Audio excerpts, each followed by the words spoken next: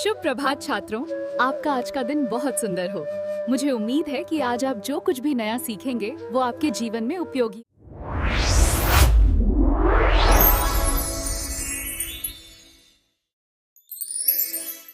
કોઈના જીવનમાં એક સાચો મેન્ટર, એક સાચો ગાઈડ શું કરી શકે એ સમજવા માટે ચાલો આજે આપણે ડૉક્ટર એપીજે અબ્દુલ કલામના બાળપણની એક એવી વાત જાણીએ જે ખૂબ ઓછા લોકો જાણે છે। આ કહાની એમના પહેલા માર્ગદર્શક અહેમદ જલાલુદ્દીનની છે, જેમણે એક નાના બાળકની જિજ્ઞાસાને પારખીને એને જાણે આકાશમાં ઉડવા માટે પાંખો આપી દીધી। આ શબ્દો ખુદ ડૉક્ટર કલામના છે, એમના મેન્ટર્સ માટે। વિચાર તો કરો, કેટલી સુંદર ઉપમા છે। સૂરજ જેવું તેજ અને પવન જેવો સાથ। બસ આ એક જ વાક્યમાં બધું જ આવી ગયું કે એમના જીવનમાં જલાલુદ્દીન જેવા લોકોનું સ્થાન કેટલું મોટું હતું। તો ચાલો જાણીએ કે આ અનોખા સંબંધની શરૂઆત થઈ ક્યાંથી। આમ તો સવાલ બહુ મોટો છે કે કોઈ મહાન કઈ રીતે બને છે? શું ફક્ત સ્કૂલ અને પુસ્તકોથી, કે પછી બાળપણમાં મળેલા અમુક લોકો અને અનુભવોથી? ડૉક્ટર કલામની આ કહાની ખરું ને આપણને આ સવાલનો એકદમ દિલને સ્પર્શી જાય એવો જવાબ આપે છે। તો આ આખી વાતનો પાયો છે એક મિત્રતા, પણ કોઈ એવી તેવી મિત્રતા નહીં, એકદમ અનોખી। એક નાનકડા છોકરા અને એક યુવાન માણસ વચ્ચેની દોસ્તી, જેમની વચ્ચે ઉંમરનો બહુ મોટો તફાવત હતો, પણ એ ક્યારે નડ્યો નહીં। તમે માનશો, પૂરા 15 વર્ષનો ફરક હતો। એક તરફ 8 વર્ષના કલામ અને બીજી તરફ 23 વર્ષના જલાલુદ્દીન। પણ જ્યાં વાત જ્ઞાન અને કંઈક નવું જાણવાની હોય ને, ત્યાં ઉંમર ક્યાં વચ્ચે આવે છે? એમની દોસ્તીમાં તો બિલકુલ ના આવી। હવે થયું એવું કે કલામના પિતાજી એક હોડી બનાવી રહ્યા હતા, અને નાના કલામ તો કલાકો સુધી બસ એને બનતી જ જોયા કરે, એકદમ ધ્યાનથી। એમના મનમાં હજારો સવાલ ઉઠતા કે આ લાકડું આમ વળે કઈ રીતે? આવો આકાર કેમ આપ્યો હશે? આસપાસ બીજા કોઈએ કદાચ ધ્યાન ન આપ્યું હોય, પણ જલાલુદ્દીનની નજર એકદમ તેજ હતી। એમણે એ બાળકની આંખોમાં છુપાયેલી જિજ્ઞાસાની આગને તરત જ પારખી લીધી। હોડીનું કામ તો પૂરું થઈ ગયું, એ પાણીમાં તરતી પણ મુકાઈ ગઈ, પણ આ બંનેની દોસ્તીનો પ્રવાહ અટક્યો નહીં, ઉલટાનો એ તો વધુ મજબૂત બન્યો। અને પછી તો સમય જતાં જલાલુદ્દીનના લગ્ન કલામની મોટી બહેન ઝોહરા સાથે થયા, એટલે મિત્રતાનો આ સંબંધ હવે એક અતૂટ પારિવારિક બંધનમાં ફેરવાઈ ગયો। પણ એમની વાતો ખાલી દુનિયાદારીની નથી હોતી। જલાલુદ્દીને તો કલામના બાળમનમાં આધ્યાત્મિકતાના એટલા ઊંડા બીજ રોપ્યા હતા ને, જેનું સૌથી મોટું ઉદાહરણ હતી એમની રોજ સાંજે સાથે ચાલવાની આદત। જરા એ દૃશ્યની કલ્પના તો કરી જુઓ। રોજ સાંજ પડે અને આ બંને મિત્રો મસ્જિદવાળી શેરીમાંથી નીકળે અને ચાલતા ચાલતા સીધા રામનાથ સ્વામી મંદિર સુધી જાય। આખા રસ્તે યાત્રાળુઓની ભીડ હોય, મંદિરે જતા લોકો હોય, એ આખા વાતાવરણની જે જીવંત ઊર્જા હતી ને, એને બંને સાથે મળીને અનુભવતા। અને અહીં એક મજાની વાત એ હતી કે શ્રદ્ધા તો બંનેને હતી, કલામના પિતાજીને પણ અને જલાલુદ્દીનને પણ। પણ બંનેની શ્રદ્ધા વ્યક્ત કરવાની રીત અલગ હતી। કલામના પિતાજી માટે ઈશ્વર એટલે એક સર્વશક્તિમાન તાકાત, જેમની પ્રાર્થના પૂરી ગંભીરતાથી જ થવી જોઈએ, જ્યારે જલાલુદ્દીન માટે ખુદા જાણે એક મિત્ર હતા, જેની સાથે દિલ ખોલીને બધી જ વાત કરી શકાય। ચાલો એ રામેશ્વરમના વાતાવરણને થોડું અનુભવીએ। કલ્પના કરો, એક તરફથી મસ્જિદમાંથી આવતો અઝાનનો પવિત્ર સૂર, બીજી તરફ શિવ મંદિરમાંથી સંભળાતો મંત્રોચ્ચારનો શાંત ગુંજારવ, અને ક્યાંકથી સંભળાતો ચર્ચના ઘંટનો મધુર રણકાર। આ બધા જ અવાજો હવામાં એકસાથે ભળી જતા અને જાણે કોઈ એક જ પ્રાર્થના બની જતી, જે કોઈ ધર્મની નહોતી। અને આસ્થાના આ અલગ અલગ સુરોની વચ્ચે બાળ કલામના મનમાં એક બહુ સરળ પણ એટલો જ ગહન વિચાર ઘર કરી ગયો કે જો પ્રાર્થના કરનાર દરેકના દિલનો ભાવ સરખો છે, તો પછી એ પ્રાર્થના સાંભળનાર અલગ અલગ કઈ રીતે હોઈ શકે? શક્તિ તો એક જ હોવી જોઈએ ને? તો આ તો થઈ આધ્યાત્મિક સમજની વાત, પણ આની સાથે સાથે જ જલાલુદ્દીને કલામની વૈજ્ઞાનિક જિજ્ઞાસાને પણ સતત પાણી પાયું। અને સાચું કહું તો અહીં જ એક મેન્ટર તરીકે એમનો રોલ ખરેખર સામે આવે છે।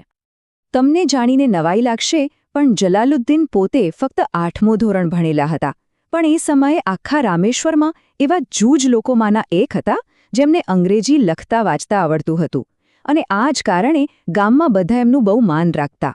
આ જોઈને જ નાના કલામના મનમાં એક વાત બેસી ગઈ કે દુનિયામાં સૌથી મોટું સન્માન તો જ્ઞાનનું જ છે. અને આજ તો સાચા માર્ગદર્શકની નિશાની છે, બરાબર ને? જલાલુદ્દીને કલામની અંદર જે જ્ઞાનની ભૂખ હતી એને બરાબર ઓળખી લીધી. કલામ તો સવાલો પૂછીને થાકતા નહીં અને જલાલુદ્દીન પણ ક્યારેય કંટાળ્યા વગર એકદમ ધીરજથી એમના દરેક સવાલનો જવાબ આપતા. ઉલટાનું એમને હજુ વધુ જાણવા માટે પ્રોત્સાહિત કરતા. એમ કહી શકાય કે જલાલુદ્દીને જ કલામ માટે જ્ઞાનની એક એવી બારી ખોલી જે સ્કૂલના પુસ્તકોની દુનિયાથી બહુ મોટી હતી. એમણે કલામને એક આખી નવી જ દુનિયા બતાવી. એમણે કલામ સાથે કેવી વાતો કરી? કુદરતના રહસ્યોની, પેલા આકાશમાં દેખાતા અગણિત તારાઓની, નવી વૈજ્ઞાનિક શોધોની અને એવા લોકોની જેમણે જીવનમાં કંઈક મોટું કામ કર્યું હોય. બસ આ એ જ ક્ષણો હતી જ્યારે ભારતના ભવિષ્યના મિસાઇલ મેનના મનમાં વિજ્ઞાનના અને મોટા સપના જોયાના બીજ રોપાઈ રહ્યા હતા. અને બાળપણના આ અનુભવોની છાપ એટલી ઊંડી હતી કે ડૉક્ટર કલામના વ્યક્તિત્વનો એક ભાગ બની ગઈ. જલાલુદ્દીન પાસેથી જે માર્ગદર્શન મળ્યું ને એ જ એમના જીવનની ફિલોસોફીનો પાયો બન્યો. ડૉક્ટર કલામ ખુદ કહેતા કે પ્રામાણિકતા અને શિસ્ત જેવા ગુણ તો એમના માતાપિતા તરફથી મળ્યા. પણ જલાલુદ્દીન અને એમના કઝિન શમસુદ્દીને એમને એક એવી દૃષ્ટિ આપી જે અમૂલ્ય હતી.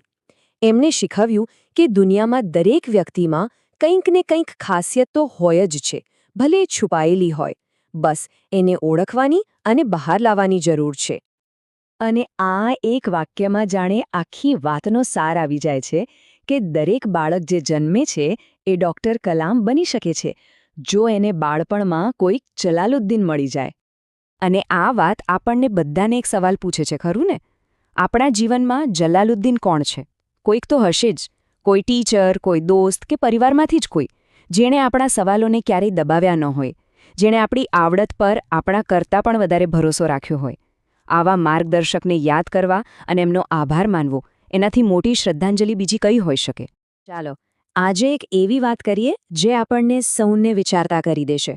શું ક્યારે એવું બન્યું છે કે કોઈ એક વ્યક્તિ, માત્ર એક જ વ્યક્તિ, આપણા આખા જીવનની દિશા બદલી નાખે?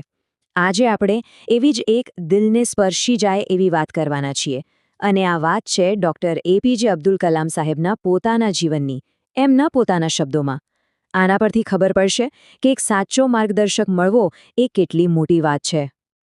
વાહ, કેટલા ભાવુક શબ્દો છે ને! અબ્દુલ, અમને તારા માટે બહુ ગર્વ છે દોસ્ત. આ સાંભળીને જ મનમાં સવાલ થાય કે આ કોણ હશે? કોણે આટલા પ્રેમથી આ કહ્યું હશે? અને કયા સમયે?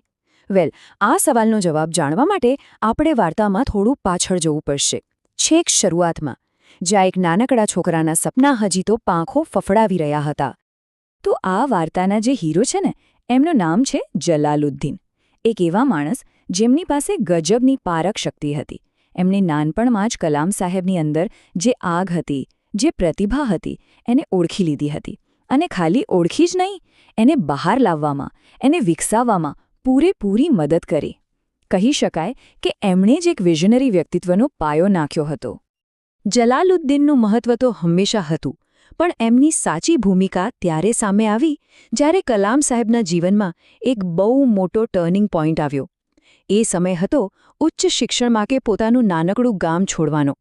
અને સમજી શકાય છે કે આ નિર્ણય કેટલો અઘરો હશે. પણ એ અઘરા નિર્ણય પાછળ જો કોઈ ખડક બનીને ઊભું રહ્યું હોય તો એ હતા જલાલુદ્દીન. હા, તો આ સફર શરૂ થાય છે રામેશ્વરમથી.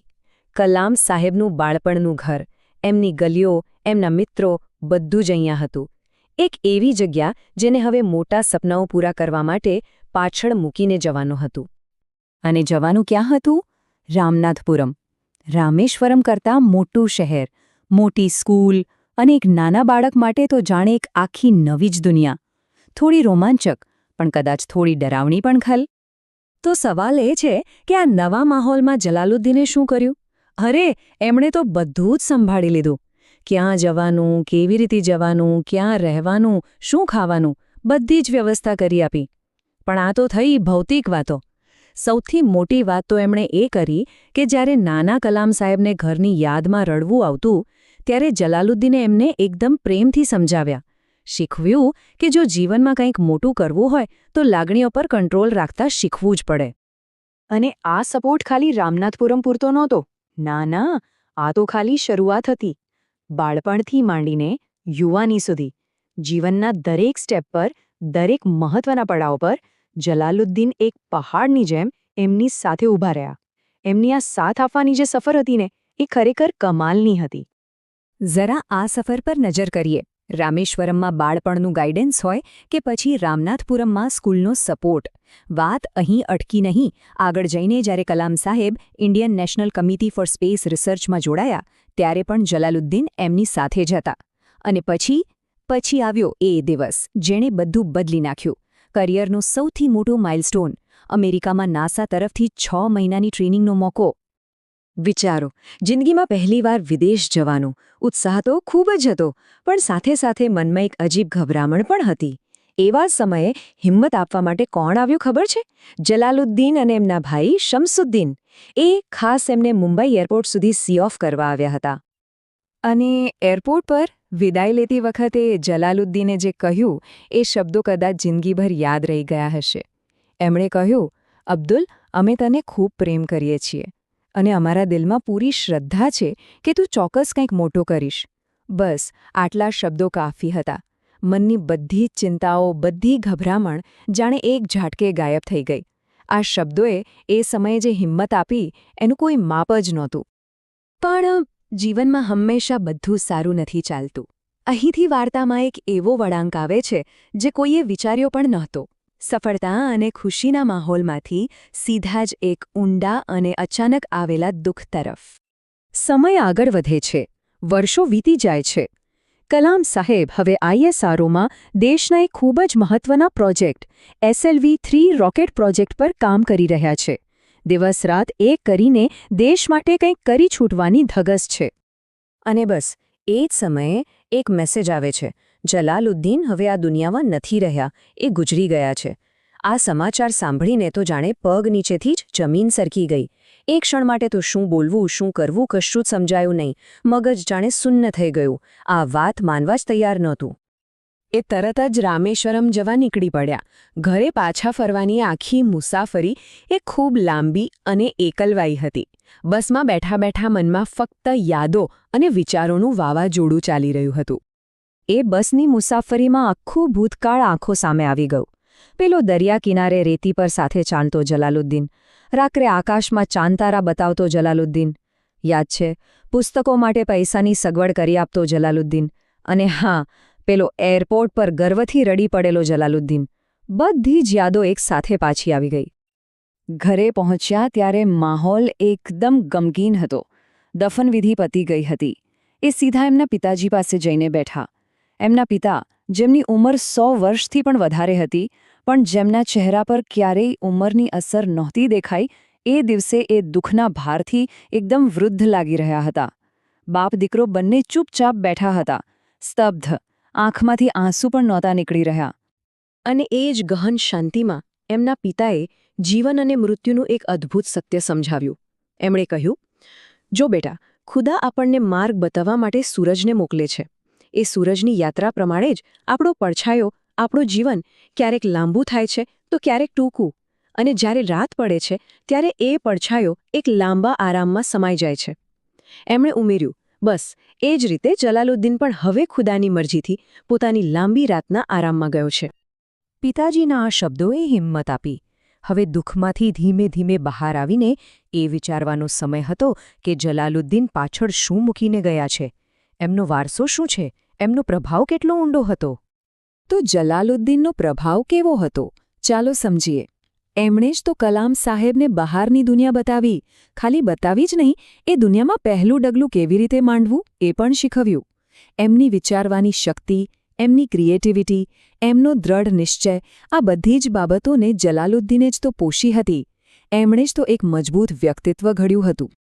ટૂંકમાં કહીએ તો જલાલુદ્દીને એમને ખાલી દુનિયાદારી નહોતી શીખવી, એમણે તો જીવન જીવતા શીખવ્યું હતું. આ જ એમનો સૌથી મોટો વારસો હતો. એક એવી શીખ જે જીવનના દરેક વળાંક પર કામ લાગે. અને એટલે જ કલામ સાહેબ કહે છે, અને કેટલું સાચું કહે છે, દુનિયા માટે, બીજા લોકો માટે એ કદાચ એક સામાન્ય માણસ હશે, પણ મારા માટે મારો દોસ્ત અને મારો ગાઈડ જલાલુદ્દીન ખૂબ જ ખાસ હતો. આ શબ્દો જ એમના સંબંધની આખી કહાની કહી દે છે. આખી વાત સાંભળ્યા પછી એક સવાલ મનમાં જરૂર આવે. શું આપણા જીવનમાં પણ આવા કોઈ જલાલુદ્દીન હોય છે? કોઈ મિત્ર, કોઈ શિક્ષક, કોઈ સંબંધી, જેમણે આપણને ક્યારેય ખબર પણ ન પડવા દીધી હોય અને ચૂપચાપ આપણા ભવિષ્યનો પાયો મજબૂત કર્યો હોય? જરા વિચારજો.